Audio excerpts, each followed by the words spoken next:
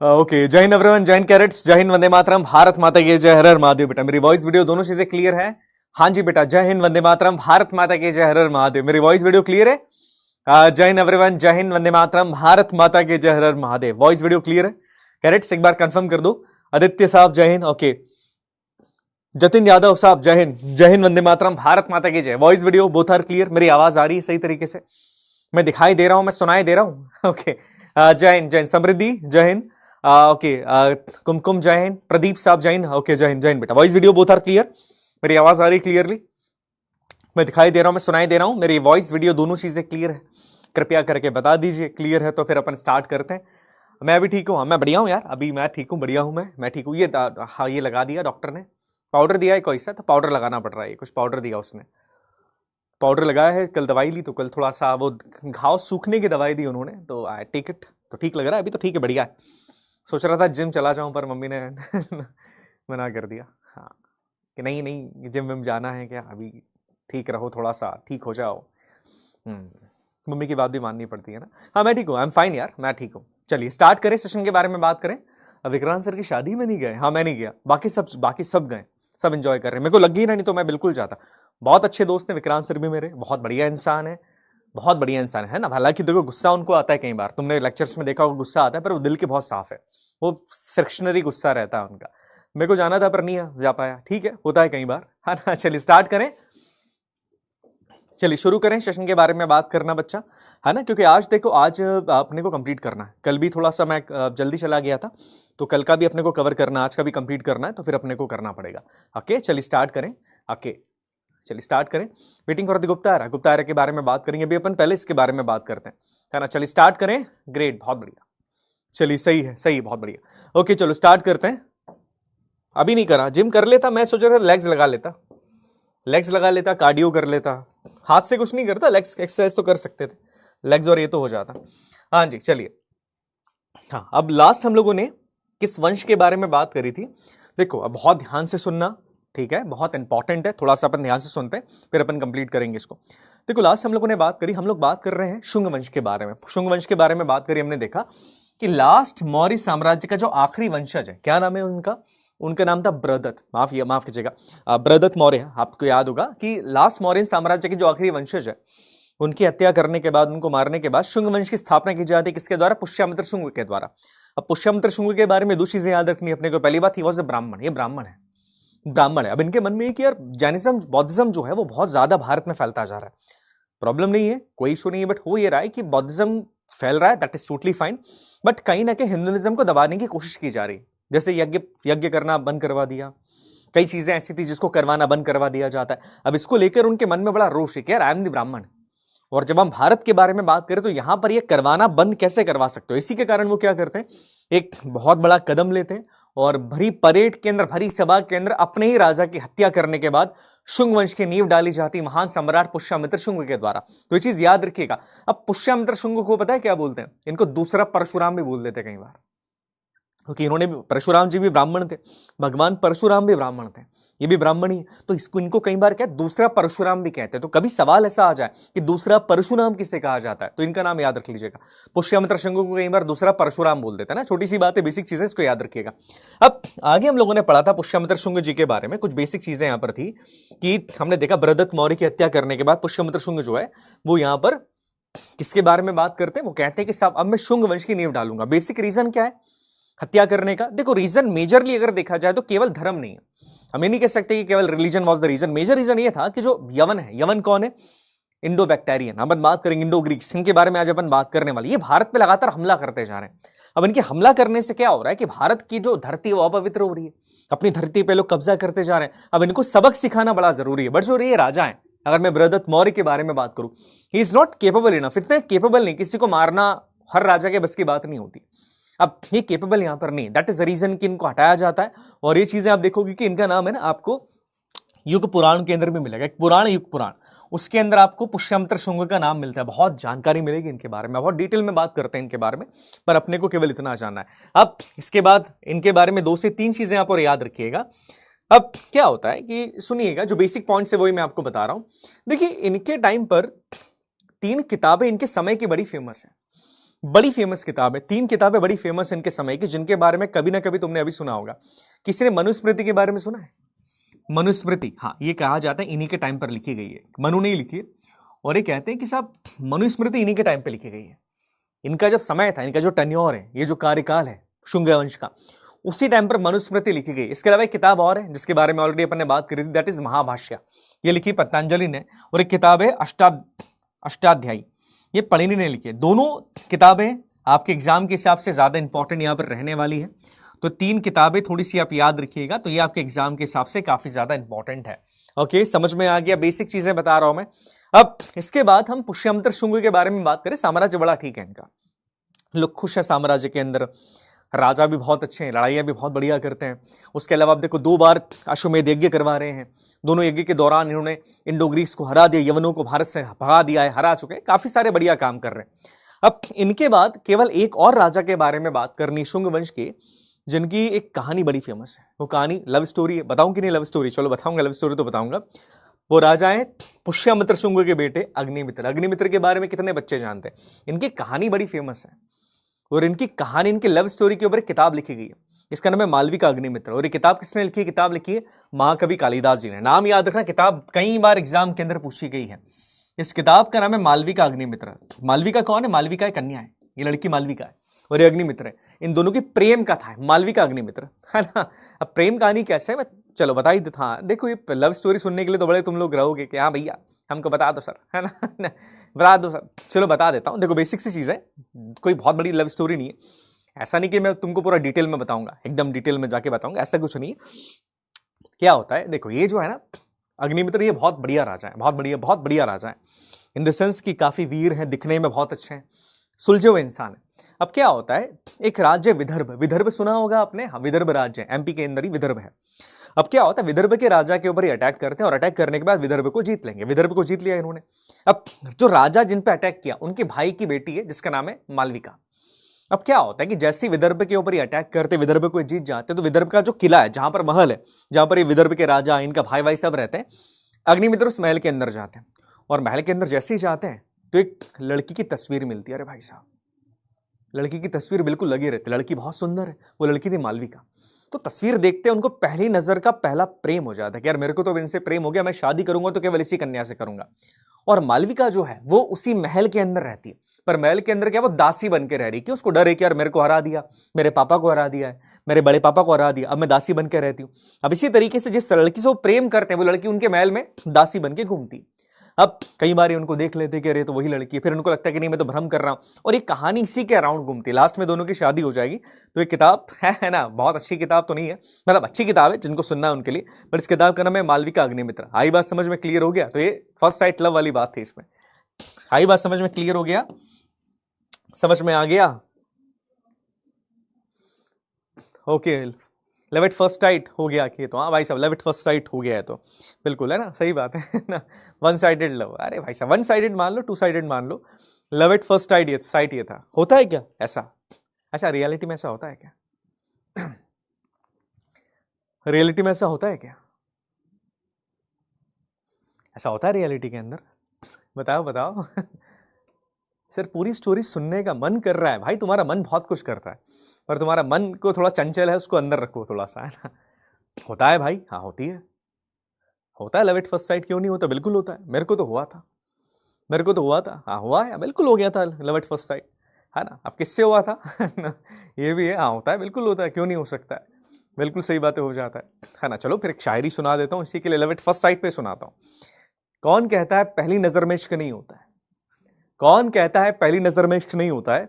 वतन से किया था आज तक वफा निभा रहा हूं, है ना। तो देश से तो हो जाता है पहली नजर के अंदर इश्क, तो ये चीज मत सोचो कि नहीं होता है, होता है। वतन से होता है, देश से होता है, मातृभूमि से होता है, राष्ट्र से होता है, उसके बारे में बात कर रहा हूं, ठीक है, किसी लड़की के बारे में बात नहीं कर रहा हूं। Got my point? समझ में आ गया, है ना। तो वतन के बारे में बात करता हूं कि कौन कहता है पहली नजर में इश्क नहीं होता है, वतन से किया था आज तक वफा निभा रहा हूं, तो वही चीज है।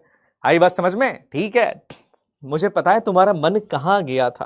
अरे भैया प्रथमेश सर ने बोल दिया इश्क हो गया, कौन थी? अरे भाई कोई लड़की के बारे में बात नहीं कर रहे, अपनी मातृभूमि के बारे में बात कर रहे। Got my point? चलो आगे आगे बात करते हैं।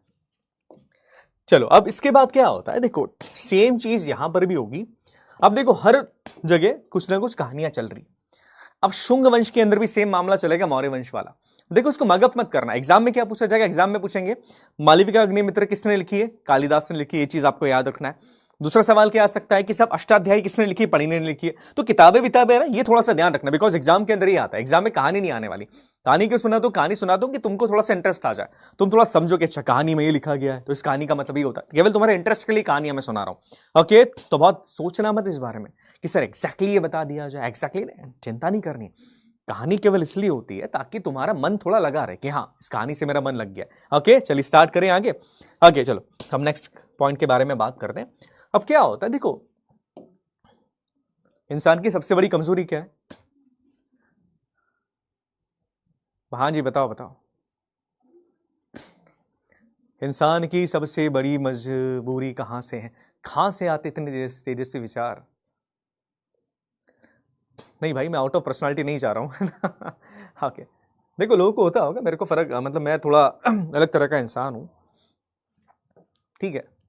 देखो सबका अपना अपना लाइफ का पर्सपेक्टिव होता है, किसी को क्या पसंद है, किसी को क्या पसंद है। कुछ लोगों को होता है कि लाइफ में इंपॉर्टेंस वो किसी एक इंसान को दे सकते हैं, और किसी को लगता है कि किसी को इतना इंपॉर्टेंस, पर मेरे को लगता है कि मतलब मेरी पर्सनालिटी ऐसी है कि किसी एक आदमी को बहुत इंपॉर्टेंस मैं नहीं दे पाता हूँ कि केवल वही हो जीवन के अंदर, उसके अलावा कोई है ही नहीं। वो मुश्किल होता है, बिकॉज आई पर्सनली बिलीव कि आप जब बहुत ट्रस्ट करते हो ना किसी पे, बहुत ज्यादा अंधा किसी इंसान पे, किसी भी आदमी पे, तो भरोसा आपका टूटेगा यार, वो है टूटेगा भरोसा आपका, ये मैं बिलीव करता हूँ, है ना। ये सब बिलीव करते, फिर वो किसी ना किसी दिन समझ में आता है आगे जाके कि यार काश इतना भरोसा ना करता। तो बेटर है कि यार वो चीज करो ही मत ना, अपने आप पे काबू रखो, इमोशंस पे, माइंड पे कंट्रोल रखो। तो ये चीजें काफी इंपॉर्टेंट है ना। आई बात समझ में क्लियर हो गया? चलो अब आगे बात करते हैं। अब देखो क्या है, अब आगे का सवाल अब सुनिएगा। देखो क्या, एक राजा है जिसका नाम है देवभूति। देवभूति कौन है? देवभूति ये शुंग वंश का आखिरी राजा है। शुंग वंश का आखिरी राजा, इसका नाम है देवभूति। ध्यान से मेरी बात सुनना, क्या है? शुंग वंश का आखिरी राजा देवभूति है। ध्यान से मेरी बात सुनिएगा, आखिरी राजा कौन है भैया? देवभूति है। ओके अब क्या होता है, ध्यान से मेरी बात सुनिएगा। अब देवभूति भाई साहब जो है ये थोड़े आवारा टाइप से। आवारा मतलब क्या होता है? आवारा मतलब अय्याश आदमी है, दिन भर शराब के नशे में डूबना, गाना सुनना और महिलाओं का नृत्य देखना, मतलब डांस वांस देखना, ये भाई साहब इनका काम यहां पर है। अब क्या होता है, सेम टाइप यहां पर भी होता है कि अब इनके कारण भी राज्य के अंदर अब राज्य की उन्नति हो नहीं रही।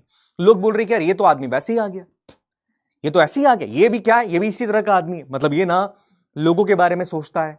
ये भाई साहब इतनी शराब पीते हैं, मतलब इतनी शराब पीता है। मैं इसकी कहानी सुनाता हूं, देखो कहानी में सुनाऊंगा, कहानी को नेगेटिवली मत लेना, देखो सुनना कहानी क्या थी। अब क्या होता है, देवभूति जो है ये बड़े शराब पीने वाले व्यक्ति, अब यार शराब वराब पीते दिन भर लगे रहते हैं। अब इनका एक सेनापति है, इनके सेनापति का नाम है वासुदेव। ध्यान से मेरी बात सुनना, ये सेनापति इनका, या कह सकते हैं इनका प्राइम मिनिस्टर है, मुख्यमंत्री है, इनका नाम है वासुदेव। अब वासुदेव जो है इसके मन में भी कि यार ये देवभूति भाई साहब जो है ये हमारे राजा तो है, पर इनको हटा देना चाहिए, डिजर्व नहीं करते। इनका जो मामला है वो वैसे ही कि ये शराब पी के पड़े रहते हैं, कभी यहां कभी वहां, कभी ये कभी वो, ये राष्ट्र को बचा नहीं पाएंगे। अब वासुदेव जो है वो एक चीज जानते कि मुझे कुछ भी करके इस राजा को मारना है। मारा कैसे जाए, तो वासुदेव प्लान करता है कि काम करते राजा को जहर देके मारा जाएगा। आमने सामने नहीं मारूंगा, आमने सामने मारूंगा तो राजा के बड़े समर्थक है, दिक्कत हो जाएगी, राजा को मैं जहर देके मारता हूं। जहर कैसे दिया जाए? अब क्या होता है, ये जो वासुदेव है जो प्राइम मिनिस्टर है वहां के, बहुत बड़े मंत्री है वहां के, ये एक दासी के पास जाते हैं। दासी कौन होती समझते हो ना, जो राजा की सेवा करती, दासी के पास जाते हैं। ये दासी से बोलती कि देखो तुम एक काम करो, तुम राजा को ये जहर का प्याला दे के आना, इसमें शराब भी है और इसमें जहर भी है, दे के आ जाना। अब दासी जाती है राजा को प्याला देने, भाई साहब शराब वराब पी रहे, बढ़िया नींद में बिल्कुल डांस वांस देख रहे, शराब पी रहे, इनको प्याला देने के लिए जाती है। अब प्याला देती दासी, इनको बोलती है लीजिए ग्रहण कीजिए, ग्रहण कीजिए। अब ये थोड़ा दिमाग वाला आदमी भी, राजा है ये, याद रखना, इतना बेवकूफ भी नहीं। अब इसने देखा कि अरे जो दासी है बड़ी मधुरता के साथ मेरे को बोल रही, बड़े प्यार से बोल रही कि लीजिए ग्रहण कीजिए, तो ये नशे में, फुल नशे के अंदर है, पर थोड़ा बहुत दिमाग इसका चल रहा है। तो ये पूछता है कि तुम कौन हो? तो दासी बोलती है अरे मैं आपकी वाइफ हूं। बोले मैं आपकी पत्नी हूं। बोले मेरी कौन सी पत्नी? बोले मैं आपकी वो नंबर की पत्नी हूं। अब इसकी इतनी पत्नियां थी, इसको खुद को नहीं ध्यान थी कि कौन सी पत्नी। इसने बोला अच्छा तुम वो क्या? बोले हाँ हम वही है। भाई साहब इन्होंने पिया गटका, ये जहर इनके पेट में गया और इनकी आत्मा परमात्मा के पास चलेगी।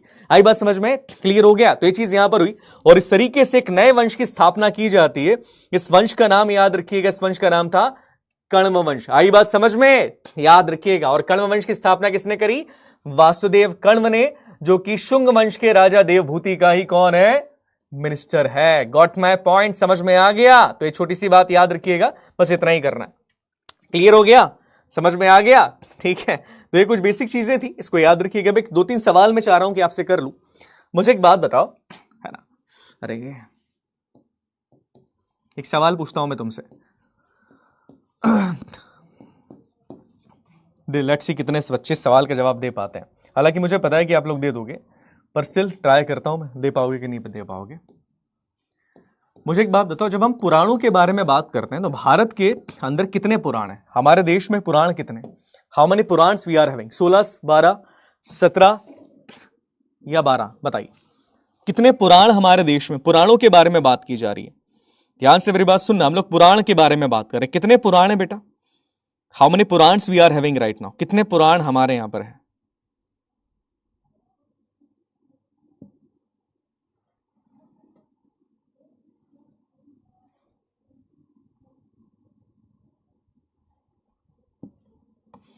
How many Puranas we are having? कितने पुराण हैं?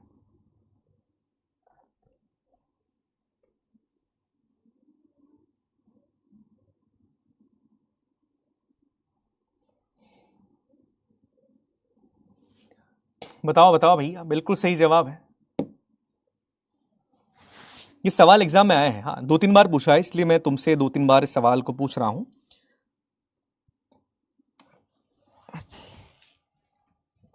18 पुराण है ना, बिल्कुल सही जवाब है, 18 पुराण यहां पर है। और ऑप्शन नंबर इस सवाल का सही जवाब है। 67.6% बच्चों का जवाब यहां पर बिल्कुल सही है। बिल्कुल 18 पुराण यहां पर है। ओके चलिए, याद क्लियर हो गया, समझ में आ गया? करेक्ट, बिल्कुल सही बात है। 18 पुराण 16 संस्कार, याद रखना, 16 संस्कार 18 पुराण। ओके, बहुत सिंपल था। हाँ सिंपल है सवाल, एग्जाम में सिंपल ही आते हैं, बहुत डिफिकल्ट सवाल नहीं आते। एक आध सवाल इतिहास का डिफिकल्ट आता है, और सवाल जो डिफिकल्ट आएंगे वो कहां से आएंगे? वो मॉडर्न से ज्यादा आते हैं, है ना? तो ये चीज याद रखना, मॉडर्न से ज्यादा आते हैं। ओके, अच्छा पढ़ाई वढ़ाई कैसी चल रही है तुम्हारी?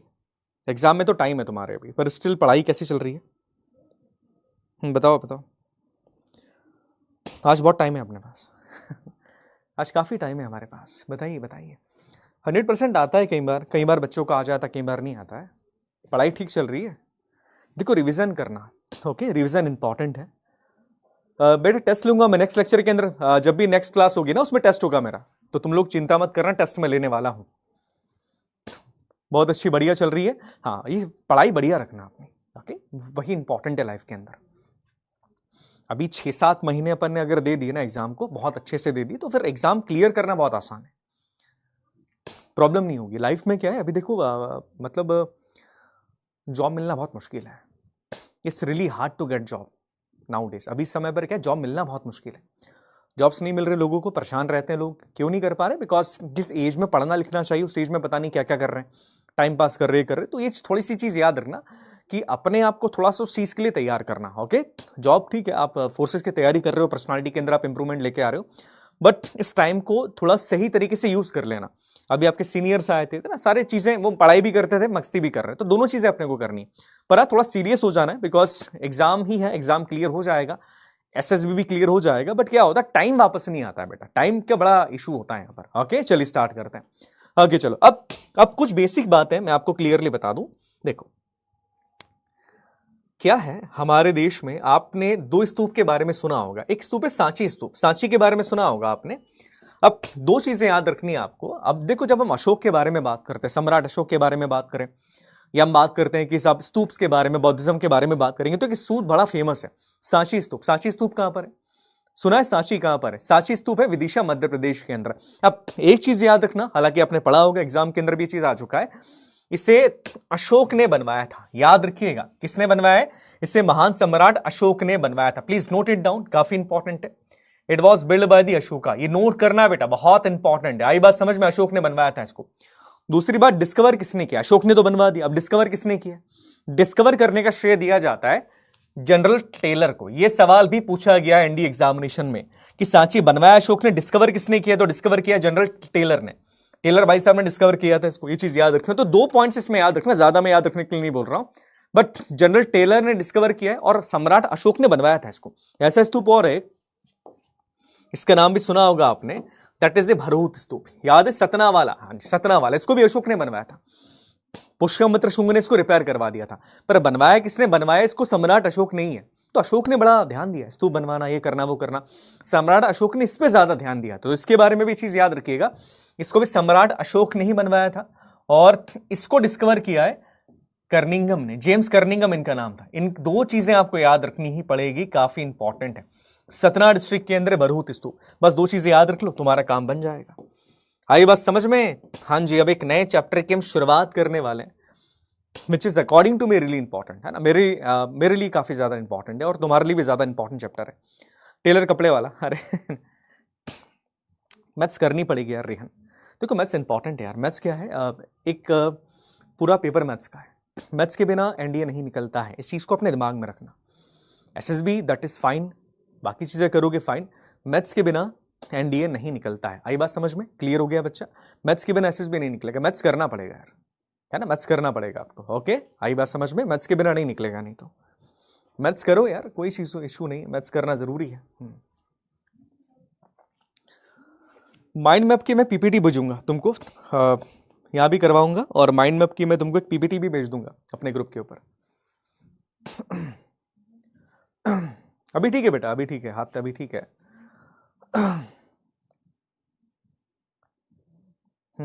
हाँ, एक ही छतरी है, सही है। कण्व के बारे में नहीं पढ़ना अपने को, अपने काम की नहीं, कण्व नहीं पूछी जाती, इसी अपन एनडीए की तैयारी कर रहे हैं। एनडीए में क्या बहुत डिटेल में नहीं जाना है हिस्ट्री की, बहुत ही डिटेल में चले गए, कण्ववंशी, ये सब अपने को नहीं पढ़ना है, सेंस नहीं निकलेगा। देखो तुम है ना, एक चीज याद रखना, इस एग्जाम में बच्चा मिस्टेक क्या करता है मेजरली, एक ही सब्जेक्ट पे बहुत ध्यान देना, ये समझना पड़ेगा अपने को। देखो सारे सब्जेक्ट एग्जाम के अंदर आएंगे तो सब पे बराबर ध्यान देना अपने को। ओके, ये नहीं कि वैसे एक पे ध्यान दे दिया बस, वो नहीं करना अपने को। ओके चलो, अब हम बात करने वाले हैं एक बड़ी इंटरेस्टिंग टॉपिक के बारे में। देखो जब भारत है, जब हम भारत के बारे में बात करते हैं, भारत पे कई लोगों ने हमले किए, बहुत सारे हमले भारत के ऊपर है। मुगल से पहले के बारे में बात कर रहा हूं, मुगल्स के बारे में बात नहीं कर रहा मैं, मुगल से पहले भी एंशिएंट टाइम पर कई सारे लोगों ने भारत पे हमला किया। इससे अभी हम लोगों ने बात करी थी इंडो ग्रीक्स के बारे में, इंडो ग्रीक्स के बारे में बात करी हमने, जिनको यूनान अपन बोलते हैं। अब इंडो ग्रीक्स भारत के ऊपर हमला करते हैं। आपने शायद नहीं सुना होगा, पर किसी ने शाकास के बारे में सुना है? शाकास कौन है? शाकास, इन्होंने भी भारत पे हमला किया, यवनों ने भी भारत पे हमला किया। आप में से किसी ने शाकास के बारे में नहीं सुना, पर आप में से किसी ने कुषाणों के बारे में सुना है? वर्दी कुषाणास, कुषाण के बारे में सुना है किसने? कुषाण एक राजा, कनिष्क के बारे में जरूर सुना होगा, कनिष्क कुषाण के राजा। इन लोगों ने भारत पे हमला किया और लगातार हमला किया। ध्यान से मेरी बात सुनिएगा, लगातार ये लोग भारत पे हमला करते जाते हैं। अब भारत पे हमला क्यों कर रहे हैं, इन हमलों के बारे में क्या हुआ, इनके बारे में बात करने वाले। कुषाण के बारे में बात करेंगे, महान सम्राट कनिष्क के बारे में बात करेंगे, हम बात करेंगे शाकास के बारे में, हम बात करेंगे इंडो ग्रीक्स मतलब यवन के बारे में बात करने वाले। सवाल बहुत बार एग्जाम में आए यहां से, ऐसा नहीं कि एक या दो सवाल, 4 से 5 सवाल यहां से इस टॉपिक से बन चुके एग्जाम के अंदर। तो ये टॉपिक अपने आप में इंपॉर्टेंस रखता है, तो याद रखना, बहुत इंटरेस्टिंग वे के अंदर पढ़ना, समझना। देखो पढ़ना तो ठीक है, पढ़ते तो सभी है, पर समझना ज्यादा जरूरी है। ओके, समझना जरूरी ज्यादा। पेंचो, हाँ पेंचो के बारे में बात कर, पेंचो कौन है पता है? Who is the Pencho? Pencho वो है भाई साहब जिसने हरा दिया था कनिष्क को। हाँ, पेंचो ने हरा दिया था, यह हार गया था। पढ़ेंगे तीनों चीजों के बारे में। ओके चलिए स्टार्ट करें। ग्रुप का नाम बेटा लिंक इसके अंदर देकर रखिए, मैं बता दूंगा। ओके चलिए, अब देखो भारत पे हमला करने वाले जो लोग हैं उनकी क्रोनोलॉजी अपन देखें कि पहले किसने करा, फिर किसने करा, फिर किसने किया। तो देखो किसने किया सबसे पहले, पहली बार जो हमला भारत में करते हैं, जिनके अंदर हिम्मत है कि चलो भारत पे जाके हमला करेंगे, भारत को जीतेंगे, वो यवन। यवन कौन है? These are the Indo Greeks, इनके बारे में बात करेंगे हम। उसके बाद शाकास आएंगे, भारत में हमला करेंगे। फिर पार्थियंस आएंगे, जिनको प्रतिहार कहा जाएगा। फिर आएंगे कुषाणास, हालांकि प्रतिहार ये नहीं, पर इनको पार्थियंस को कई बार लोग प्रतिहार बोल देते हैं। दीज आर नॉट द प्रतिहार, प्रतिहार अलग थे। फिर कुषाण आएंगे और लास्ट में आएंगे हुण। हुण के बारे में बात करूं, हुणास के बारे में। अच्छा, कैनिबल क्या होता है जानते? Who are the cannibals? Cannibalism क्या होता है? कैनिबलिज्म क्या होता है? जैसे हमारे देश के अंदर भी, मैं एग्जैक्टली जगह का नाम नहीं लूंगा, कई जातियां ऐसी हैं जो इंसान का मांस खाती है, अपनी जाति को मार के खाने वाले लोग, इंसान को मार के खाने वाले लोगों को कैनिबलिज्म कहा जाता है। कैनिबल्स बोलते हैं इनको, जो इंसान को ही मार के खा जाते हैं। हुण वैसे ही है, इनका अलग ही मामला है यार, ये बहुत अलग लोग हैं, इंसान को मार के खा जाएंगे। इनके यहाँ शादी वाला कॉन्सेप्ट ही नहीं, मतलब ये नहीं पता कि मेरे पापा कौन है। हंसी आ रही, पर लिटरली इनके अजीब ही ये लोग, इनके समाज में क्या पता ही नहीं कि मेरा पापा कौन है। इन फादर को जानते ही नहीं ये लोग अपने, बस पैदा हो गया आई डोंट नो, इस तरह के लोग हैं और ये भारत में हमला करते हैं, भारत में हमला करेंगे। देखो मरने का डर इनको नहीं, जानवर है, पूरी तरीके से जानवर है। इनके समाज में कोई जाति नहीं है, कोई कास्ट नहीं है, मतलब बहुत जंगली तरीके से रहते हैं। क्या हो रहा है, क्या उनको मत फर्क ही नहीं पड़ता, बस पैदा हो रहे, मकसद है कि खाना मारना, कोई कल्चर नहीं इनका, कोई सोसाइटी यहां पर नहीं है, और बस मर जाना, ये इनका कल्चर ऐसा ही, ये इसी तरीके से जीते हैं। और हुणों के हमलों को भारत से बचाने वाला एक ही आदमी था, उसके बारे में बात करेंगे अपन। क्या नाम है उसका, क्या नाम है? महान सम्राट समुद्रगुप्ता, उसके बारे में बताऊंगा मैं, है ना। पर समुद्रगुप्त से भी ज्यादा इंपॉर्टेंट कौन है?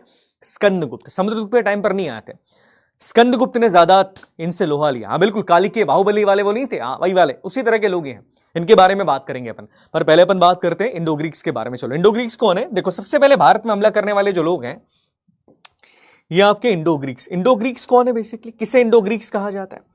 देखो इंडो ग्रीक्स इनको कहा जाता है, प्योर हिंदी के बारे में बात करूं, भारत में इनको यवन कहा जाता है। यवन कौन है? यवन वो लोग हैं जो अलेक्जेंडर वाले लोग हैं, जो बैक्टीरिया या मैं क्लियरली तौर पे बात करूं, ये यूनान से बिलोंग करते हैं, अलेक्जेंडर के वंशज है, इन्हें कहा जाएगा इंडो ग्रीक्स। इनको बैक्टीरियंस भी बोलते हैं, इनको यवन भी बोलते हैं, और इनको इंडो ग्रीक्स भी कहा जाता है। इन्होंने भारत में सबसे पहले हमला किया है। क्यों हमला किया, रीजन क्या है, रीजन के बारे में बात करेंगे। पर आप सबको अलेक्जेंडर याद होगा, अलेक्जेंडर भारत में हमला क्यों करने आया था? उसको दुनिया जीतनी थी, और भारत में आके वो हार जाता है।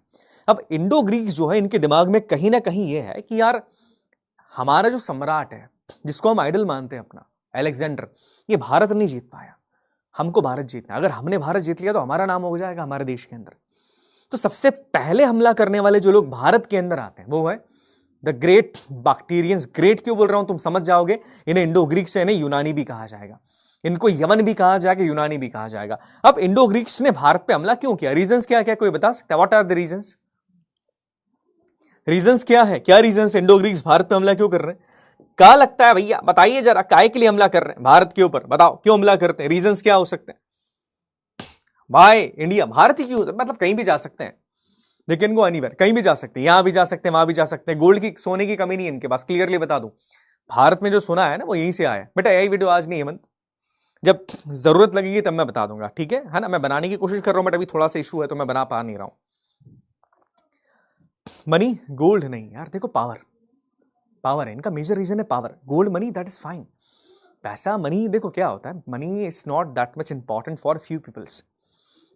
कुछ लोगों के लिए पैसा इंपॉर्टेंट नहीं होता है। तुम्हारे लिए पैसा इंपॉर्टेंट है क्या? Are you joining the forces for the money? नहीं, पैसे के लिए ज्वाइन नहीं कर ले तुम लोग। फिर फोर्सेस क्यों ज्वाइन करना है? सर कुछ और है, देश की सेवा करनी, भारत माँ की रक्षा करनी, ये रीजन तुम्हारा यहाँ पर। तो क्या होता है, हर बार लड़ने का रीजन पैसा नहीं होता है, इनके साथ सेम है, they are coming for the power. और हमेशा एक चीज याद रखना, पावर की भूख रखना जिंदगी के अंदर। पैसा आ जाता है, पैसा मिलना, पैसा कमाना, it's not a big deal. Power आना बड़ा मुश्किल होता है। पावर आ गया तो पैसा ऐसे ही आ जाएगा, और पैसा आ गया तो पावर नहीं आ सकता, ये भी चीज याद रखिएगा। कई लोगों के पास पैसा है but they don't have that much power, इतना पावर नहीं, सब सैलरी है 3-4 लाख रुपए पर पावर नहीं है। कुछ के पास पैसा कम है, बिजनेस है छोटा सा, बट पावर बहुत ज्यादा है, that thing is most important.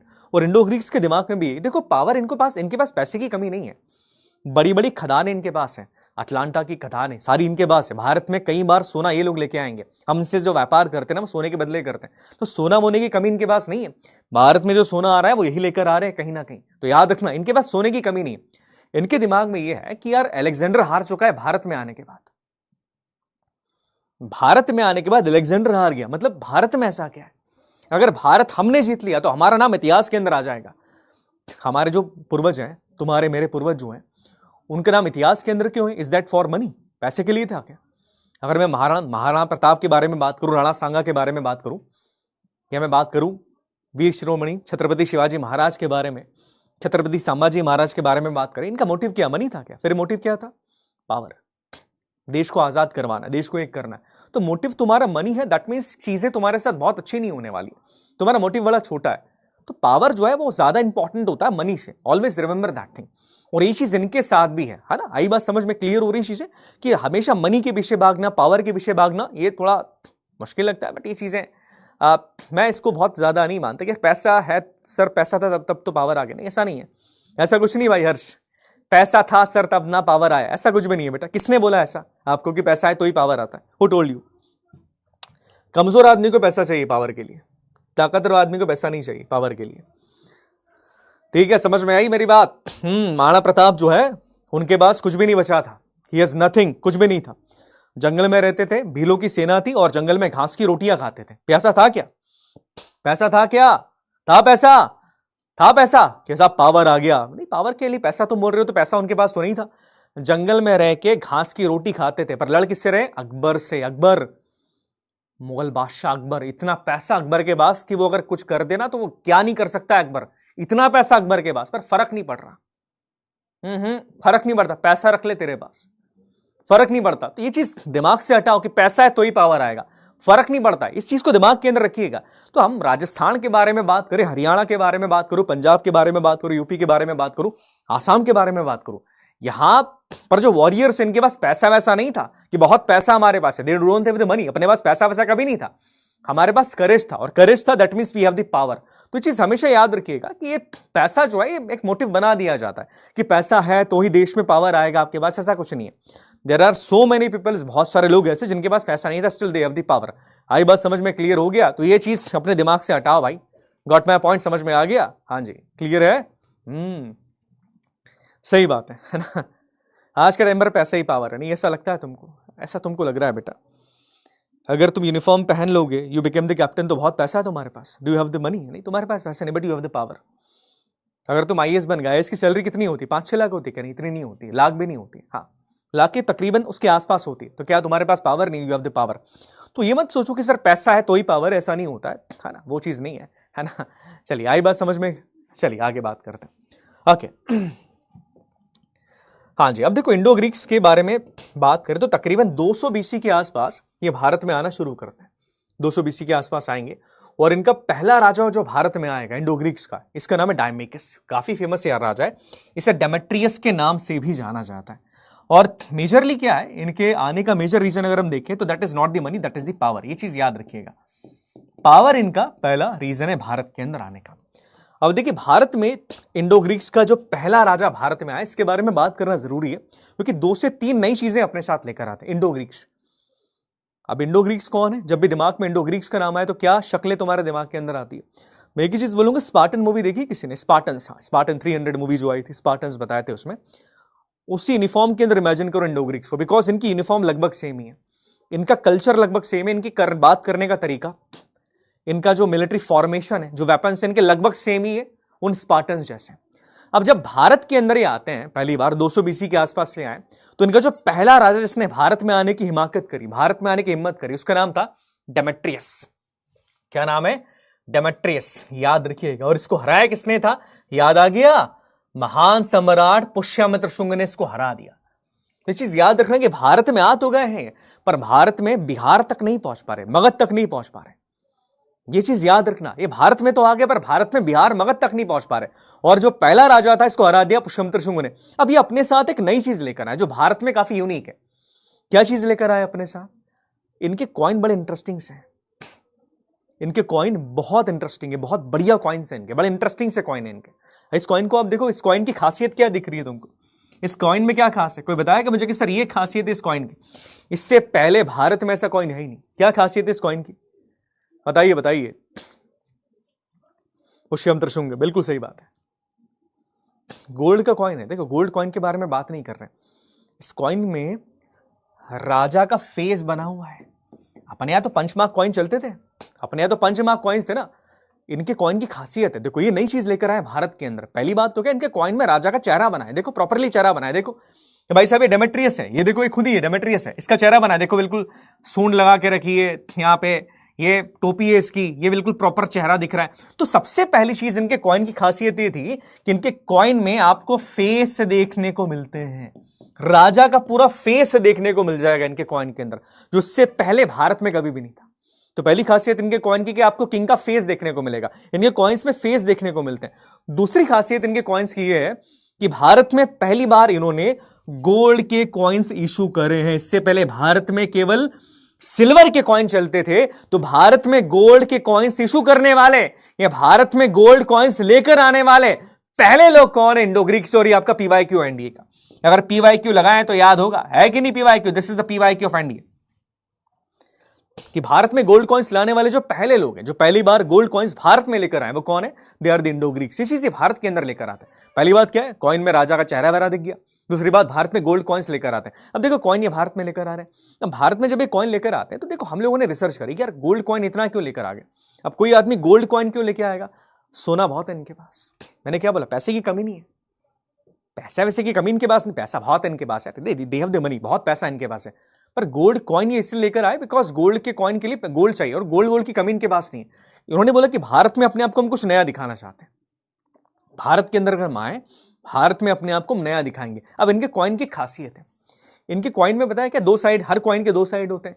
इनके कॉइन में आप देखोगे एक साइड तो लिखा है इन्होंने, ध्यान से मेरी बात सुनना, एक साइड है ग्रीक भाषा के अंदर कुछ लिखा हुआ है। मतलब ये कॉइन है, कॉइन के दो साइड है, ये साइड और इसके पीछे वाला साइड। एक साइड में ग्रीक भाषा में लिखा है और एक साइड में लिखा है इन्होंने खरोष्ठी भाषा में। खरोष्ठी कहां है? खरोष्ठी अफगानिस्तान वाले एरिया की लोकल लैंग्वेज है, क्योंकि शुरुआत में इसने अफगानिस्तान वाला एरिया जीता। तो कॉइन्स पे दोनों साइड इसने दो भाषाएं लिखवाई, एक भाषा अपने ग्रीक की लिखवा दी, उससे कुछ लिखवाया अपना नाम हम, और दूसरी साइड इसने खरोष्ठी भाषा के अंदर लिखवाया था। तो चीज याद रखना और काफी इंपॉर्टेंट है। आई बात समझ में? क्लियर हो गया? हाँ जी क्लियर है, आई बात समझ में? अरे 2000 बीसी में आ गए, 180 बीसी में अटैक किया, 20 साल बाद अटैक किया। कहा भैया, कहां नींद, तुम नींद निकाल रहे हो बेटा, है ना? क्या कर रहे हो भाई? हाँ मत करो ऐसा। हाँ, किसी का आना और अटैक करने में टाइम लगेगा ना, कि आ गए उसके बाद अटैक करेंगे, कि आते अटैक कर देंगे। अपने आप को कंफ्यूज मत कीजिए, ठीक है? तो चीज याद रखिएगा। अब क्या होता है, ध्यान से मेरी बात सुनिएगा। इंडो ग्रीक्स के बारे में जब भी हम बात करते हैं तो इंडो ग्रीक्स में केवल एक राजा के बारे में ज्यादा सवाल आते हैं। एक ही राजा है, केवल एक राजा के बारे में सवाल ज्यादा आएंगे आपसे। आप सबने मिनांडर का नाम सुना है? मिनांडर, किसी ने मिनांडर का नाम सुना है? हाँ, जिसका नाम भारत में मिलिंद कर दिया गया था। केवल एक राजा के बारे में सवाल आएंगे आपसे। अगर एग्जामिनर ने पूछ भी लिया सवाल, एक ही राजा के बारे में आएंगे, सवाल क्या आएगा वो भी बता दूंगा मैं। इसका नाम है Menander. He is the most important king. अब देखो, हालांकि ये किंग नहीं है। इंडो ग्रीक्स की खासियत क्या होती थी? इनकी खासियत बहुत अच्छी है, और मेरे हिसाब से भारत में ये चीज लेकर भी आने वाली यही थे। इसे कहा जाता है मिलिट्री गवर्नरशिप। देखो इसमें क्या किया जाएगा, सुनिएगा मेरी बात ध्यान से। मान लो ये हमारा प्यारा भारत है, अब इंडो ग्रीक्स ने भारत में अटैक करा। अब अटैक करने के लिए क्या करते हैं? अब मान लो अटैक करके ये वाला एरिया जीत लिया। अब पता है क्या करते थे? इस एरिया की कमांड उस आदमी को देंगे जिसने उस वॉर में बहुत अच्छा कौशल दिखाया था।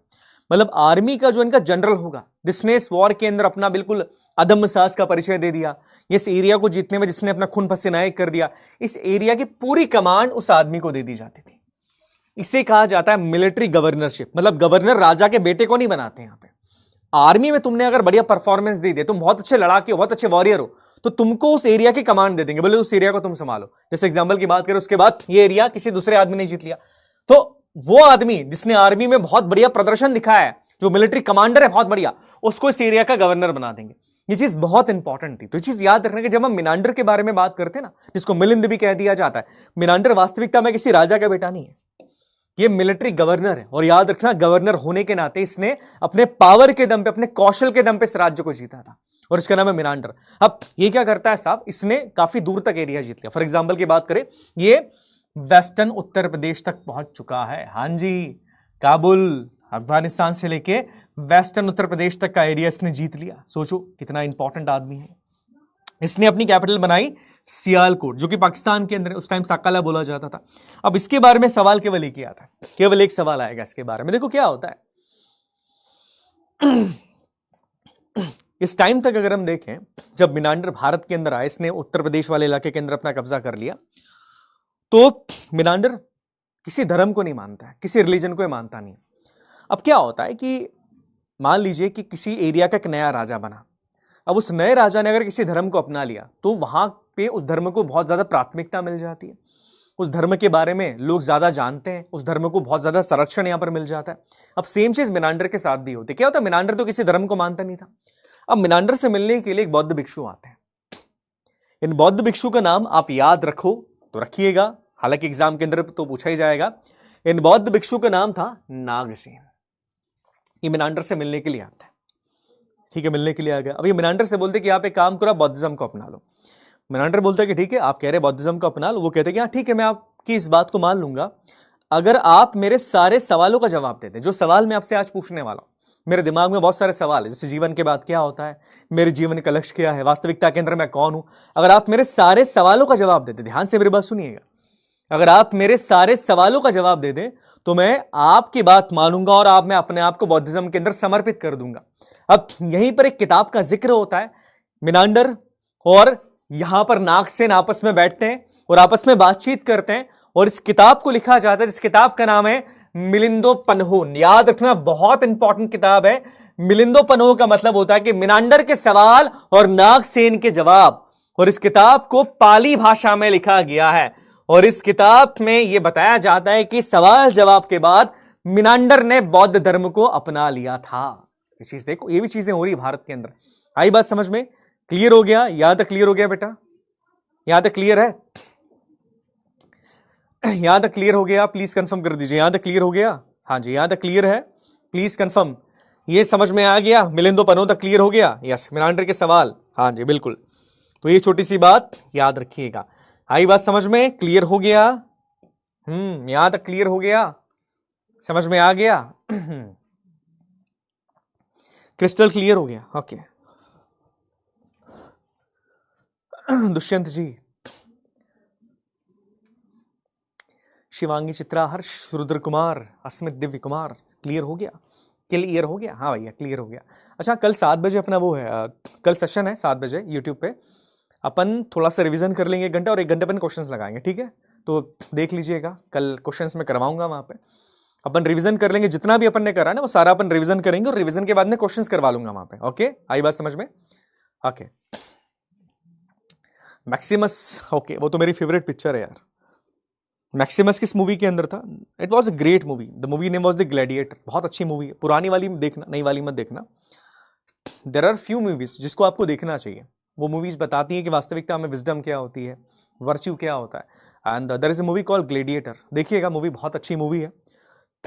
उसमें सेना का कमांडर होता है मैक्सिमस, उसके साथ धोखा किया जाता है और उसको गुलाम बना के फिर ग्लैडिएटर मतलब अरीना के अंदर भेज देंगे और फिर वो राजा से बदला लेता है कि यार तूने मेरे को मारा था, मैं तेरे को मारूंगा, है ना। चलिए, अरे भाई इग्नोर नहीं कर रहा हूं, आपका नाम मैं पढ़ नहीं पाता हूं, है ना। चलिए, ओनली PYQs, हाँ ठीक है, ओनली PYQs कर लेंगे।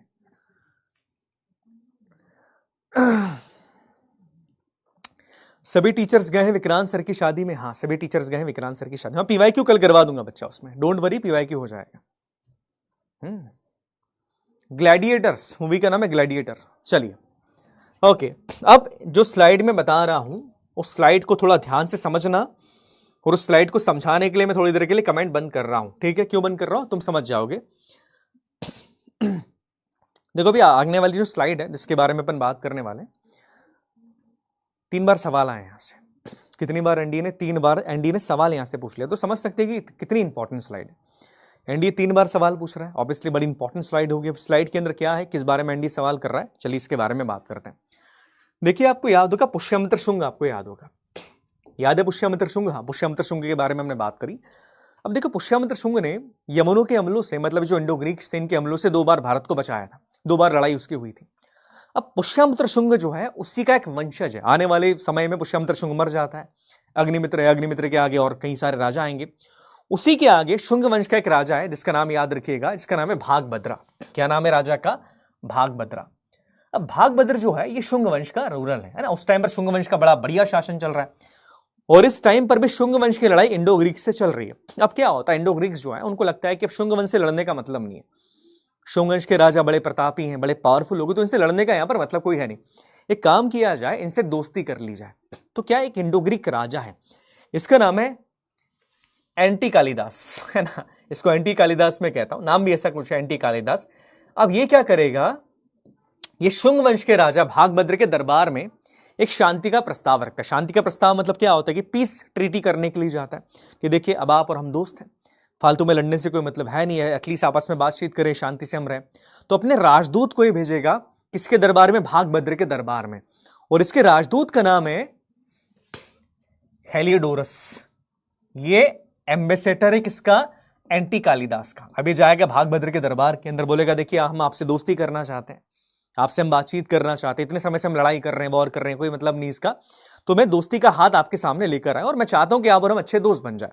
अब बागभद्र भी शांत इंसान है, इसने बोला हाँ ठीक है, आप और हम दोस्त बनना चाहते हैं, बिल्कुल आप जैसा कहेंगे वैसा हम करेंगे और आगे से हम लोग लड़ाई नहीं करेंगे। बिल्कुल इनकी ट्रीटी सफल रही, सिग्नेचर विग्नेचर कर दिए कि हाँ चलो बढ़िया, अब आपसे लड़ाई, अब आज से आगे से लड़ाई नहीं करने वाले। अब क्या होता है, इतनी देर में जो हेलिडोरस है, जिसको भेजा है किसने, इस एंटी कालिदास ने, कहता है कि आपके सम्मान में हम इतने समय से लड़ाई कर रहे हैं, पर अब हम लड़ाई नहीं करेंगे, इस बात पे हमने समझौता कर लिया है, तो आपके सम्मान के अंदर में एक मूर्ति लगाना चाहता हूं। बोले अच्छा मूर्ति लगाना चाहते हो? बोले हाँ मूर्ति लगाना चाहता हूं। बोले कहां लगाना चाहता हूं मूर्ति में?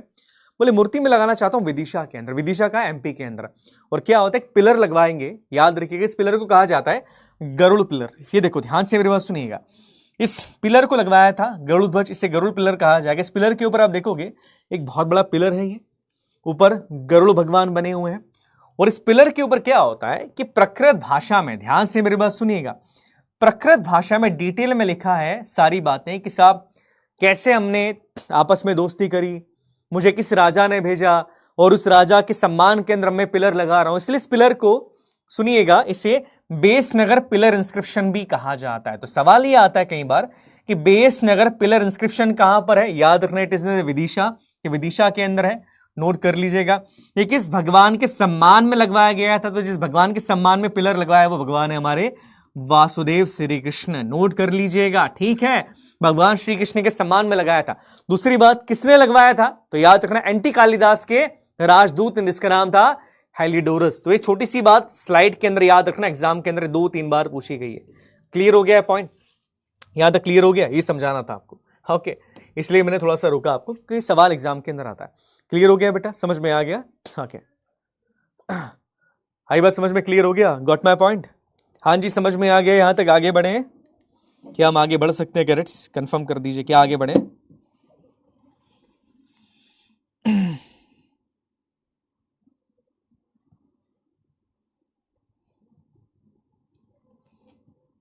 क्लियर हो गया कैरेट्स, कंफर्म कर दो क्लियर हो गया है।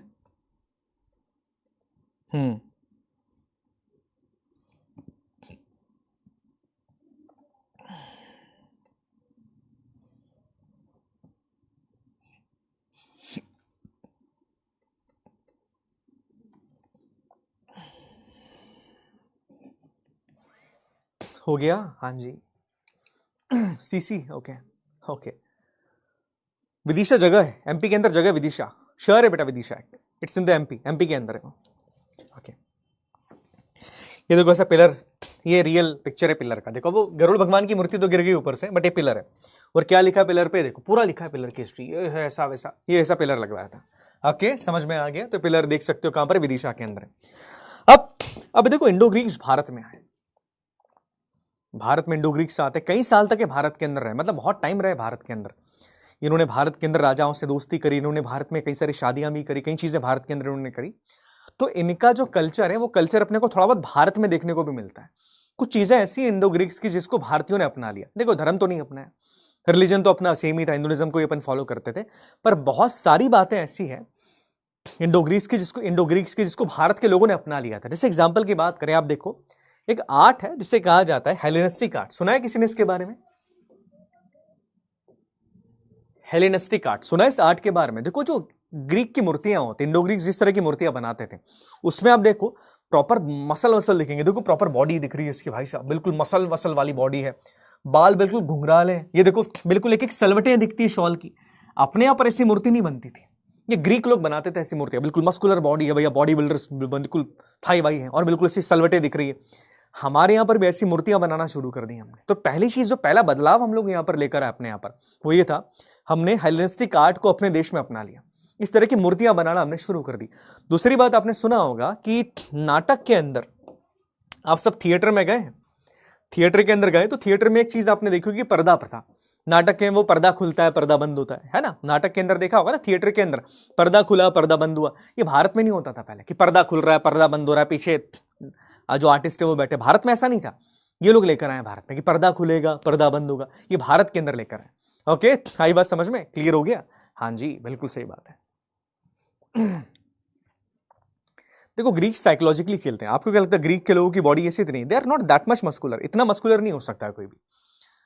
एक कहावत है, मस्कुलर आप हैं, बट इतना ये बहुत ज्यादा एस्टिरेट कर देते हैं। आप देखेंगे इतना इतना ज्यादा नहीं होता है। ये क्या करते हैं कि देखो इतने से इतना बना, तो किसको पता चल रहा है, तो इन्होंने अति कर दी कि यार इतना नहीं इतना हो जाता, बिकॉज इतिहास में देखने कौन आ रहा है।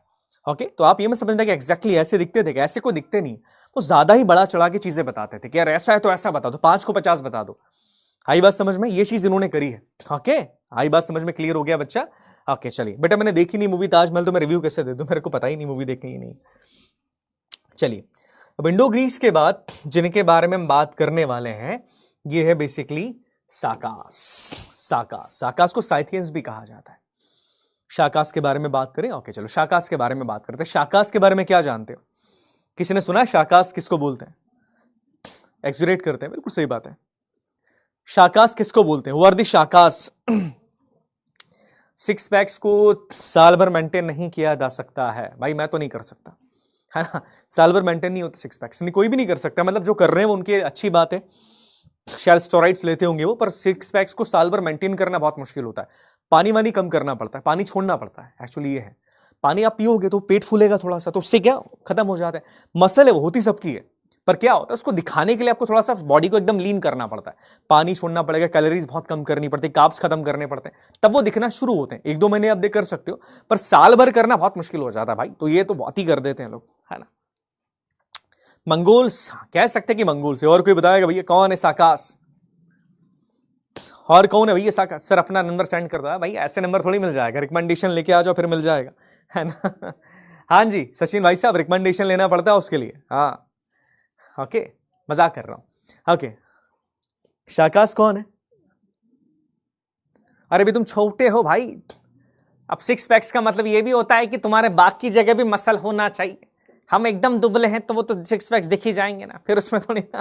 ओके हाँ, नहीं कोई इंपॉर्टेंट नहीं है, 6 पैक्स कोई इंपॉर्टेंट नहीं है, वो वीकनेस दिखाते हैं बेसिकली, दिखने के होते हैं वो। आप आदमी में ताकत बचती नहीं है इतनी। ओके, आपको बल्किंग वाली चीजें ज्यादा अच्छी होती है, I think according to me, बिना स्टेरॉइड्स के। बिल्कुल सही बात है। देखो साकास बेसिकली कौन है? देखिए साकास के बारे में 2 से 3 चीजें मैं आपको बताता हूं। देखो मंगोलिया वाला एरिया है, ये मंगोल्स है। अब मंगोल्स में क्या होता है, मंगोलिया वाला है जो इलाका है उसमें कई सारी ट्राइब्स हैं, जनजातियां मंगोल्स वाले इलाके के अंदर रहती हैं, ट्राइब्स हैं। ये ट्राइब्स आपस में लड़ती हैं, ये ट्राइब इससे लड़ी, ये ट्राइब इससे लड़ी, ये ट्राइब्स आपस में ही लड़ती रहती हैं। अब ये ट्राइब्स में आप देखोगे मंगोल्स में तकरीबन, अगर उस समय के बारे में बात करूं तो 30 तरह के ट्राइब्स, 30 तरह की जनजातियां मंगोल्स के अंदर रहती हैं। अब क्या होता है कि जब ये ट्राइब्स आपस में लड़ती है तो ट्राइब्स क्या करेगी जब आपस में लड़ रही है? तो ये मान लो 2 ट्राइब्स के बीच में लड़ाई हो रही है, इसके बीच में और इसके बीच में लड़ाई हुई, अब इसने इसको हरा दिया, तो ये ट्राइब के आगे बढ़ना शुरू करेगी। अब आगे बढ़ के कहां पर आएगी? आएगी भारत वाले इलाके में। अच्छा, चाइना क्यों नहीं जाएगी? चाइना में चाइना की दीवार इन्होंने पहले ही बना दी। इनको पता है कि जो मंगोल्स हैं, मंगोल से ट्राइब चाइना के अंदर आ सकती है, तो चाइना की दीवार ऑलरेडी पहले बनाई जा चुकी है। तो जो मंगोलियन ट्राइब्स हैं इनके पास आने के लिए जो जगह बचती है वो है भारत। तो इसी तरीके से साकास भी बेसिकली मंगोलियन एक ट्राइब है। ध्यान से मेरी इस बात को सुनिएगा, it is also Mongolian tribe जो कि भारत के अंदर आने के लिए मर रही, और ये भारत के अंदर आ जाती। क्यों भारत में क्यों आना चाहती है? प्रोस्पेरिटी। भारत में कोई एक अकेला राजा नहीं है। दूसरी बात, भारत में पैसा बहुत है, सेव भारत बहुत है इनके लिए, तो भारत में आने की कोशिश करेगी। और जो पहली मंगोल ट्राइब भारत के अंदर है वो है आपकी साइथियंस, जिन्हें साकास भी कहा जाता है। तो याद रखना, साइथियंस साकास भारत में पहली बार आते हैं। आई बात समझ में क्लियर हो गया? अब साकास के बारे में 2 चीजें याद रखिएगा कि जो सबसे पहला वॉरियर इनका भारत में आया, जो पहला वॉरियर इनका भारत में आया उसका नाम था माउस या मोगा, है ना। इसको माउस भी बोलते, इसको मोगा भी बोलेंगे। और उसके बाद मोगा का जो बेटा था वो था अजीज। अजीज जो है ये मथुरा तक पहुंच गया था। हालांकि इतना याद नहीं रखना, आपको याद क्या रखना बता दूंगा मैं, बट ये चीज याद रखना कि साइथियंस साकास जो भारत में आने वाले पहले मंगोल ट्राइब है। It's the first Mongol tribe जो भारत के अंदर आती है। अब देखो साइथियंस जो है, ये जो ट्राइब है, इस ट्राइब की अलग अलग ब्रांचेस है। ऐसा नहीं कि साकास सारे एक साथ आ गए भारत के अंदर, या साकास एक ही ब्रांच है। साकास की कई सारी ब्रांच है। फॉर एग्जाम्पल की बात करें, मान लो तुम ब्राह्मण हो, अब ब्राह्मण की भी कई सारे टाइप्स होते हैं, ब्राह्मण के भी होते कि नहीं होते हैं। जैसे एग्जाम्पल की बात करें, कान्यकुब्ज ब्राह्मण अलग हो जाते हैं, है ना, गोस्वामी ब्राह्मण अलग हो जाते हैं। तो ब्राह्मण्स में भी आप देखो कई तरह के टाइप्स होते हैं ब्राह्मण्स के भी। सेम चीज साकास के साथ भी, कि साकास एक ट्राइब है और इस ट्राइब के भी कई सारे ग्रुप्स हैं, कई सारे ग्रुप्स हैं इस ट्राइब के भी। सेम चीज यही होती है भारत के अंदर कि साकास जब भारत में हमला करते हैं, तो इस सवाल एग्जाम में पूछा गया है, साकास की 5 ब्रांचेस भारत में स्टैब्लिश्ड होगी। ध्यान से इस बात को सुनिएगा, साकास की 5 ब्रांच, कितनी ब्रांच साकास की? 5 ब्रांच भारत में स्टैब्लिश होना शुरू हो जाती है। कितनी ब्रांच? 5 ब्रांच। ऐसा नहीं कि साकास केवल एक ही ट्राइब केवल एक जगह पे आके स्टैब्लिश हो गया, नहीं, 5 ब्रांच, 5 अलग अलग जगह पे स्टैब्लिश हो जाती भारत के अंदर। खतरनाक लोग यार, इनकी एक खासियत है। खासियत क्या है? देखो, ट्राइब्स के लोगों की खासियत ये होती है, मंगोल्स आपने देखे होंगे, मंगोल की खासियत ये कि वो घोड़े पे बैठ के तीर मारना जानते हैं। घोड़ा चल रहा है इनका और चलते घोड़े पे बैठ के तीर मारेंगे, दुश्मन को मार देंगे, इनकी खासियत है। अब इस खासियत के बदौलत इन्होंने बहुत सारा एरिया जीत लिया भारत के अंदर, बिकॉज कि हम लोगों के पास ये खासियत नहीं है कि घोड़े पे हम बैठे हैं साहब, घोड़ा चल रहा है, हम तीर मार के उसको, घोड़े को भी, सामने वाले दुश्मन को मार दें। ये हमारे अंदर एक खासियत नहीं थी, पर इनके पास एक खासियत है। तो साकास जब भारत के अंदर आए तो 5 ब्रांचेस साकास के भारत में आती और 5 जगह पर इन्होंने कब्जा किया, और इनकी 5 ब्रांचेस भारत के 5 इलाकों पर रूल कर रही है।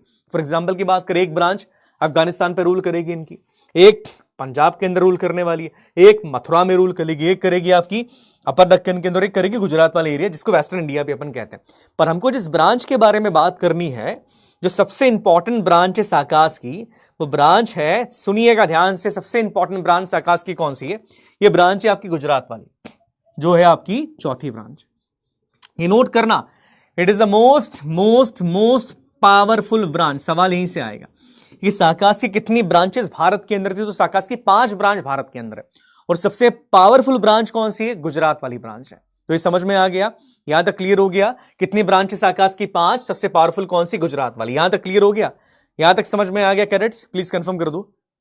पंजाब के आगे पढ़ेंगे बेटा, पंजाब के बारे में बात करेंगे अपन आगे, डोंट वरी, पंजाब भी पढ़ेंगे अपन, ऐसा नहीं है, ओके चिंता मत कीजिएगा। यहां तक क्लियर हो गया?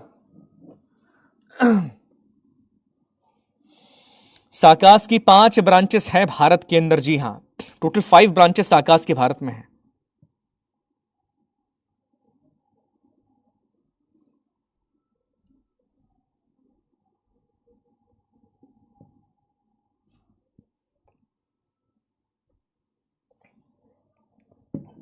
क्लियर है ना? तो ये चीज याद रखिएगा।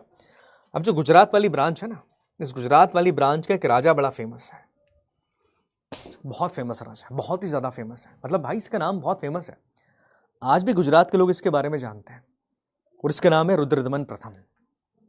क्या नाम है इसका? रुद्रदमन प्रथम। केवल इसके बारे में बात करते हैं साकास में, बाकी किसी साका के राजा के बारे में बात नहीं करनी आपको। जिसके बारे में बात करनी है वो केवल एक और एक सम्राट है, इसका नाम है महान सम्राट रुद्रदमन प्रथम। इसके बारे में हम बात करेंगे, क्यों? बिकॉज बड़ा महान राजा है। महान क्यों है? देखो, पहली बात है, किसी राजा का बेटा नहीं, राजा का बेटा नहीं है।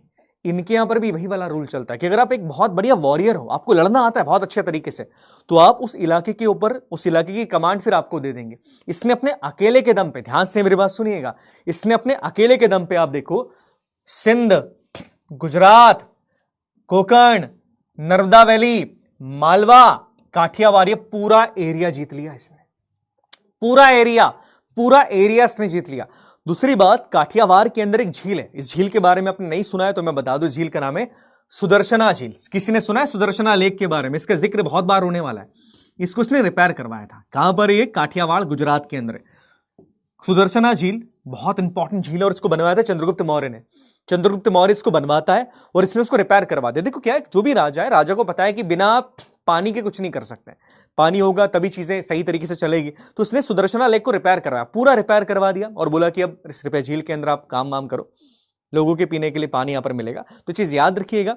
इसके अलावा इसके बारे में एक चीज और आती है जो बहुत बार एग्जाम के अंदर पूछी गई है, इसने पहली बार, ये भारत का पहला राजा है जिसने चास्ट संस्कृत के अंदर, ध्यान से मेरी बात सुनिएगा, भारत का पहला राजा है जिसने चास्ट संस्कृत के अंदर, चास्ट मतलब होता है प्योर संस्कृत में, प्योर, कोई मिक्सिंग नहीं उसके अंदर कि ये भाषा मिक्स कर दी, वो भाषा मिक्स कर दी, प्योर संस्कृत के अंदर इसने इंस्क्रिप्शन लिखवाया गुजरात में। जी हां, ये प्योर संस्कृत में अपने बारे में बताता है, किसी को समझ में आए ना आए फर्क नहीं पड़ता, पर भारत का पहला राजा जो चास्ट संस्कृत के अंदर अपने बारे में बात करेगा, और ये कहां पर लिख रहा है? जूनागढ़ में। जूनागढ़ के अंदर इंस्क्रिप्शन इसे कहा जाएगा इंस्क्रिप्शन ऑफ जूनागढ़। याद रखिएगा, जो गुजरात में और प्योर संस्कृत में अपने बारे में बताएगा कि कैसे मैंने सतवाहनास को हराया। सतवाहनास कौन है? पढ़ेंगे इनके बारे में भी।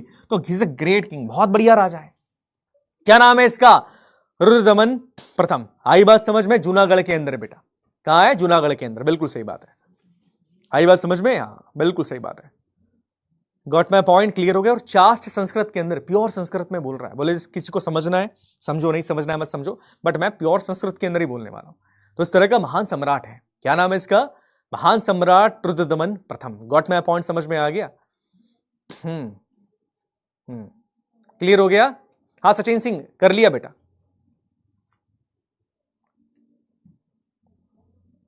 यहां तक क्लियर हो गया?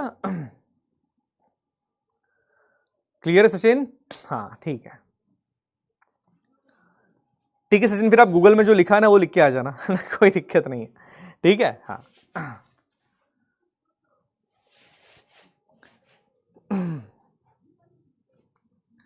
यहां तक क्लियर है?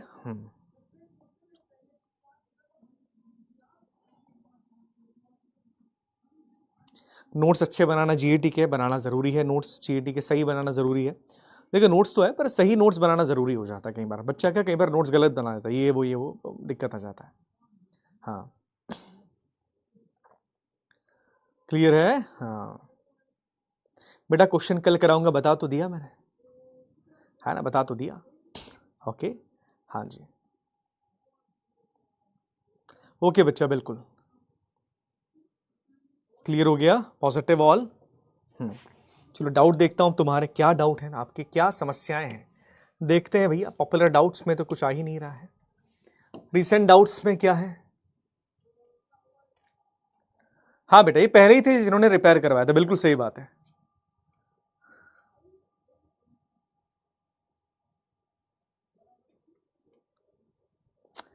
सर नोट्स कहाँ से बनानी है? जो हैंड रिटन नोट्स है वो करने हैं, जो आपकी साइड से नोट करना है वो करना है, सारे कौन सी करनी है? बहुत कंफ्यूज होते हैं। कंफ्यूजन की बात ही नहीं है। देखो मैंने पहले भी एक चीज कही है कि स्लाइड में जो मैं स्टार बना रहा हूं केवल वो आपके लिए ज्यादा इंपॉर्टेंट है। अब जो हैंड रिटन नोट्स तुमको देकर रखे फिजिक्स वाला ने, उसको रिवाइज के लिए आप यूज कर सकते हो और अपने नोट्स खुद बनाओ। मैं तो क्लियरली बोलूंगा अपने नोट्स खुद बनाना सीखो। आई बात समझ में? खुद बनाओ, किसी और पे डिपेंड मत रहो कि यार मेरे नोट्स ये बना दे, मैं यहां से मिल जाने। Don't do that thing. अपने नोट्स खुद बनाने से कोई चीजें ज्यादा अच्छी होती है। आई बात समझ में? क्लियर हो गया? हाँ जी। देखो मैथ्स तो करना पड़ेगा, मैथ्स सही करना ही पड़ेगा, मैथ्स के बिना दिक्कत हो जाएगी। वुडन पैलेस स्टोरी बताओ भैया, काहे के लिए बनाया था लकड़ी का महल? बताइए, बताओ क्यों बनाया था लकड़ी का महल, है ना? ओके ये तो तुमको बताना है। ओके ठीक है, ये आप ही को बताना है। सोचिए जरा इस बारे में, मैंने हिंट दे दी है। ओके चलिए, यहां तक क्लियर हो गया, समझ में आ गया? ओके चलो ठीक है। अब हम बात करेंगे रुद्रदमन प्रथम के बारे में, हमने बात करी, जूनागढ़ इंस्क्रिप्शन के बारे में बात करी। अब एक छोटे से सवाल के बारे में मैं बताता हूं, शायद आपने इसके बारे में सुना होगा। आप सबने बहुत ही महान सम्राट विक्रमादित्य के बारे में सुना है? विक्रम बेताल की कहानी सुनी है किसी ने? किसी ने विक्रम बेताल की कहानी सुनी है क्या? हाँ जी। एक संवत के बारे में बात करते हैं जिसे विक्रम संवत कहा जाता है। 57 बीसी से विक्रम संवत को शुरू किया जाता है। क्या है विक्रम संवत? किसी ने सुना है इस बारे में? विक्रम बेताल कुछ कहानी सुनी कि विक्रम बेताल उज्जैन के राजा थे, राजा विक्रमादित्य, टाइटल लिया था उन्होंने विक्रमादित्य का, कुछ याद है? विक्रम बेताल कुछ याद आ रहा है क्या? नहीं याद आ रहा? चलिए मैं बताता हूं। देखो क्या होता है, शाकास की एक ब्रांच है, कितनी 5 ब्रांचेस है। तो उज्जैन के एक राजा है, बड़े फेमस राजा, राजा विक्रम इनका नाम था। कहानी भी इनके विक्रम बेताल की बहुत फेमस कहानी कि विक्रम बेताल एक पिशाच है, इनकी छाती पे बैठेगा, इनके कंधे पे चले जाएगा, बहुत सारी बातें इनसे करेगा। उस कहानी के ऊपर तो मैं नहीं जाऊंगा, बट एक बेसिक चीज हम बात करें तो देखिए क्या होता है कि शाकास की इन 5 ब्रांचेस में से एक ब्रांच को हरा दिया था इन्होंने। कितनी ब्रांचेस शाकास की? शाकास की 5 ब्रांचेस भारत के अंदर, टोटल 5 ब्रांच भारत में, 5 में से एक ब्रांच को इन्होंने भारत से भगा दिया है। नोट करना काफी इंपॉर्टेंट है। शाकास की एक ब्रांच को इन्होंने भारत से भगा दिया 57-58 बीसी के आसपास, और एक टाइटल ये लेते हैं, और भारत में इस टाइटल को अडॉप्ट करने वाले पहले राजा। मतलब क्या होता था, जो भी शाकास को हरा देगा या जो भी ऐसे आदमी को हरा देगा जो कि बाहर से आया है, वो एक टाइटल लेता था भारत के अंदर, उसका टाइटल का नाम था विक्रमादित्य का। तो भारत में पहली बार शाकास को हरा के देश से भगाने के बाद भारत में पहली बार ये टाइटल लेने वाले राजा थे राजा विक्रम, जिन्होंने टाइटल लिया विक्रमादित्य का। तो नोट कर लीजिएगा। और जिस टाइम इन्होंने भारत से भगा दिया किसको? शाकास की इस ब्रांच को, उस साल से इन्होंने कहा कि इस साल से हिंदुओं का नया वर्ष चालू होगा, हिंदुओं का न्यू ईयर यहां से चालू होगा और उसको नाम दिया गया विक्रम संवत। तो याद रखना, विक्रम संवत 57 बीसी से माना जाता है। और किस खुशी में माना जाता है? बिकॉज इस साल राजा विक्रम ने साकास के एक ब्रांच को हरा के अपने देश से भगा दिया था।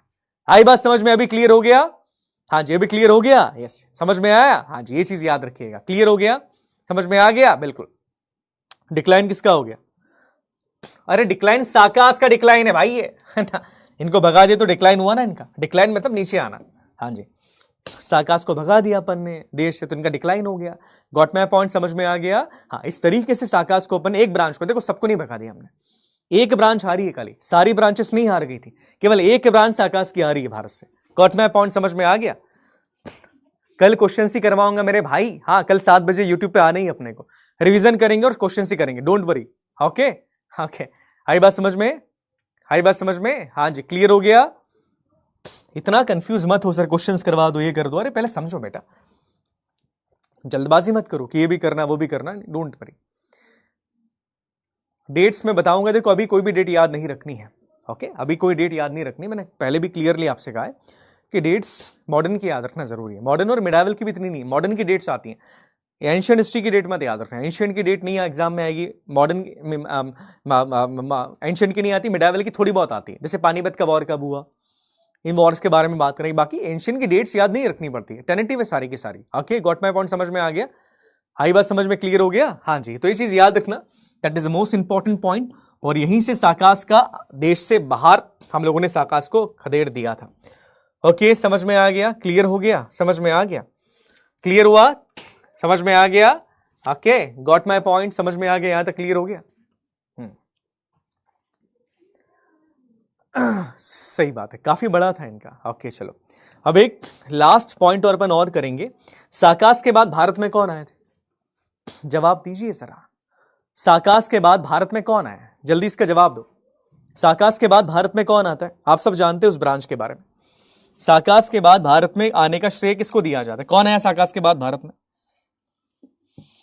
कौन आया है? जल्दी बताओ। साकास के बाद भारत में किसने कदम रखा? जल्दी बताइए। Who came into the India after the साकास? साकास के बाद भारत में कौन आता है? जल्दी जवाब दीजिए इस चीज का। पार्थियंस, बिल्कुल सही बात है। अपन पार्थियंस के बारे में बात करेंगे, उसके बाद खत्म करेंगे लेक्चर को, चिंता। अब देखो पार्थियंस कौन है, पार्थियंस के बारे में बात करें। देखो पार्थियंस बेसिकली आप देखो कि ईरान से आते हैं, दे केम फ्रॉम द ईरान। अगर मैं क्लियरली बात करूं, ईरान से भारत में आते हैं। कब आएंगे? 1 AD के आसपास ईरान से भारत के अंदर आएंगे। और इसमें केवल एक राजा के बारे में बात करना है, इनका इंपॉर्टेंस ज्यादा नहीं है क्योंकि भारत में बहुत टाइम में रहे नहीं, बहुत ज्यादा इंपॉर्टेंस इनका था नहीं, भारत में बहुत टाइम रहे भी नहीं। बट ये चीज याद रखना, ईरान से भारत के अंदर ही आ रहे हैं। कहां से आ रहे? ईरान से भारत में आते हैं। अब इनका एक राजा है, उस राजा के बारे में जानना जरूरी इसलिए हो जाता है बिकॉज इस राजा के टाइम पर एक बहुत बड़ी घटना हुई थी। इस राजा का नाम है गोंडोफेरनस, ठीक है। अब इस राजा के समय पर जो सबसे बड़ी घटना हुई है वो घटना है सेंट थॉमस की। सेंट थॉमस कौन है? हुई सेंट थॉमस। चलिए एक कहानी बताता हूं मैं, कहानी समझिएगा। भारत में आने वाले पहले क्रिश्चियन मिशनरी हैं। क्रिश्चियन मिशनरी समझते हो? जी हाँ, जो भारत के अंदर ईसाई धर्म के प्रचार के लिए आते हैं, क्रिश्चियनिटी के लिए प्रचार के लिए आने वाला पहला आदमी है, जिनका नाम है सेंट थॉमस। अभी भारत में कहां से आते हैं? इजराइल से आते हैं। इजराइल में जेरूसलम से भारत के अंदर आएंगे। शुरुआत में केरला में रहेंगे, कुछ टाइम केरला में रहे भाई साहब, केरला में रहे, 52 AD के आसपास आते हैं। केरला में इन्होंने ईसाई धर्म का प्रचार प्रसार किया। उसके बाद ये चले गए तमिलनाडु में। तमिलनाडु में जब ये गए, ध्यान से मेरी बात को सुनिएगा, तमिलनाडु में जब ईसाई धर्म का प्रचार प्रसार कर रहे थे तो क्या होता है, तमिलनाडु के कुछ लोगों ने मिलकर इनको मार दिया, माता भैया घेर लिया, मार दिया, हत्या कर दी इनकी। जी हाँ, हत्या कर दी तमिलनाडु के अंदर। सोचो क्यों हत्या करी? बिकॉज उनको लगा कि यार ये तो भैया हमारे धर्म की अवहेलना कर रहे हैं, अपने धर्म का प्रचार करने के लिए आगे, हो सकता है कि हमारे धर्म के ऊपर हमारे धर्म के ऊपर कोई बात आ जाए। तो इनके बारे में एक चीज याद रखना कि भारत में आने वाले पहले ईसाई संत ये हैं और इनकी हत्या कर दी जाती। इसलिए आप देखोगे सेंट थॉमस चर्च आपको आज भी मिलेगा तमिलनाडु के अंदर। याद रखना, बहुत इंपॉर्टेंट पॉइंट है। क्यों है भैया? सीधी सी बात है, बिकॉज भारत में आए और भारत में आने वाले पहले क्रिश्चियन पादरी हैं जिन्होंने भारत में ईसाई धर्म का प्रचार प्रसार किया और भारत में इनकी मृत्यु भी हो जाते, लोगों ने मार दिया इनको। पकड़ लिया, पहाड़ी के पीछे छुपे पर भैया बच नहीं पाया, मार दिया लोगों ने, है ना। तो ये चीज यहां पर होती है। आई बात समझ में, क्लियर हो गया? हाँ जी, चीज याद रखना। दैट इज द रीजन कि अब देखो केरला में क्रिश्चियनिटी ज्यादा है कि नहीं? केरला में ज्यादा है क्रिश्चियनिटी, बाकी तमिल में नहीं है, तमिलनाडु के अंदर नहीं है। केरला में उस समय से है, तमिलनाडु में नहीं है, बिकॉज तमिलनाडु के अंदर ऑलरेडी लोगों ने स्वीकार नहीं करा, बोले नहीं साहब हम स्वीकार नहीं करने वाले, और इनको मार दिया जाता है। विच इज नॉट गुड यार, सही चीज तो नहीं है ना, अच्छी बात तो नहीं है, बट इनके बारे में चीज याद रखिएगा।